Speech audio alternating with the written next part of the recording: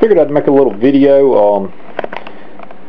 In addition to arcade machines and stuff, I also have some secondary PCs and stuff that I don't normally use, but I keep them set up for friends that come over, and we have LAN parties playing some kind of old school third-person shooters and stuff that we like, mostly the original Unreal Tournament. Sometimes we play Quake 3 and the original Team Fortress Classic, and a few other games and stuff, maybe a little Halo 1, and I've got some older PCs and stuff that can run all that, and they're only like Pentium 3 processors in there, like 650 megahertz, 256 megs of RAM, 32 megabyte GeForce 2 cards, stuff like that.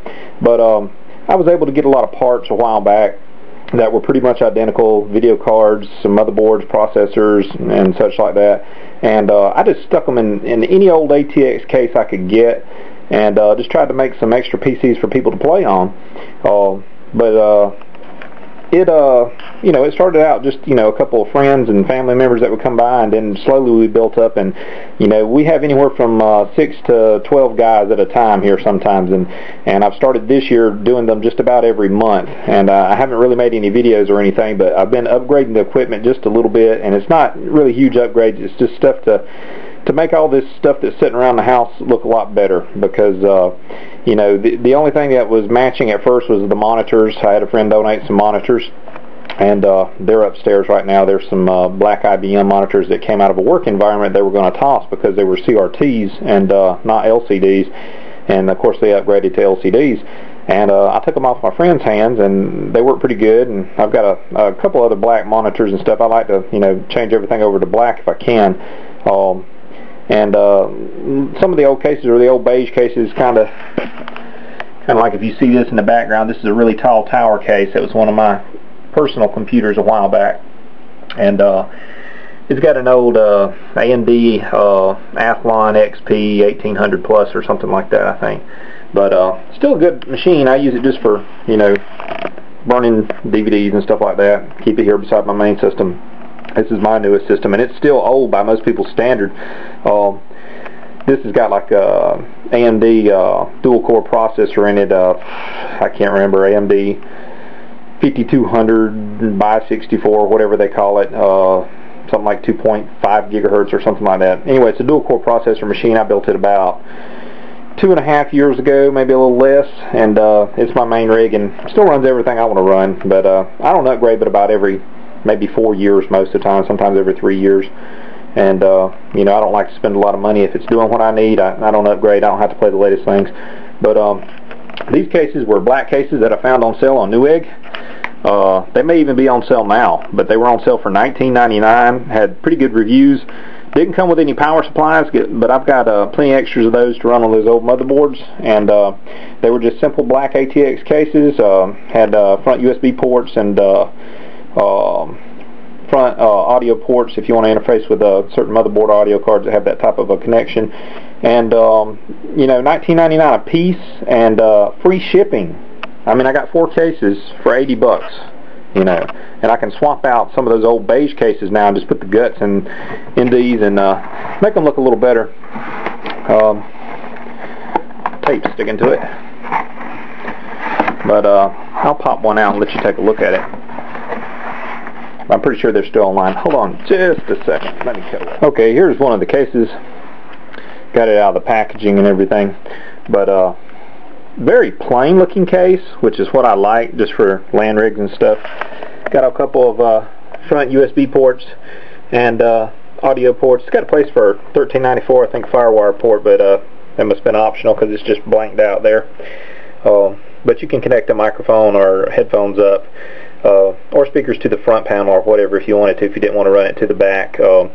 But to use those, you usually have to have a special interface on the motherboard, which accepts the old AC97 audio, or there's a newer audio standard. Anyway, it's just a plug similar to a USB connector for newer motherboards, and it just plugs on. It gives you, all your connections for your microphone, your headphones, the grounds, and things like that. sometimes it'll give you some other outputs for other speakers. You know, there's something in each of those standards that's wired slightly different. So most cases like this will have the plugs for both standards, and I don't think I'm going to be able to use them, which I hate really, because if guys want to use headphones that would help out. But what I'm running, those old motherboards don't have the audio connectors on there.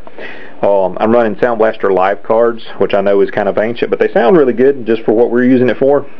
And you know, I could always hack it if I wanted to, and I could hack the sound card where the outputs are and just solder some wires and run it up to the front if I really wanted to put them up front. But since a lot of these guys just set their headphones down in front of them and they play by sight more than listening, you know, which I love sound. I can't play a first-person shooter without sound, but some of these guys, they're great. They're young. They don't care. They just play without the sound. And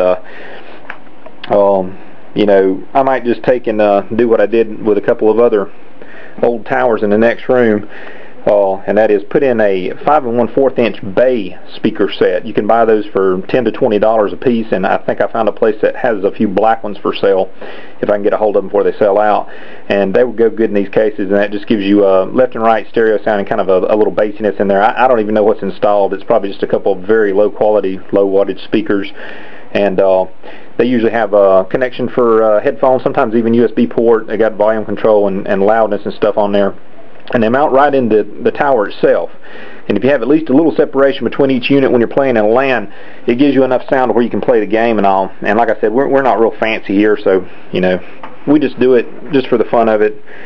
And, you know, here lately we've been having little tournaments and stuff. We have guys play one-on-one, and I have my laptop hooked up to the wireless network here and pipe it through to the big screen in there, and we all sit around and watch two guys go at it till there's a winner, and then he'll challenge the next guy, and you know, we're just sitting there and laugh at them guys going at it for a while. But like I said, it doesn't come with a power supply, but I've got some old, I think they're just 250 watts, and a bunch of identical ones I bought on eBay a long time ago, about 12 of them, and I've been swapping them out in these LAN rigs, and that's all that's needed for an old P3 anyway.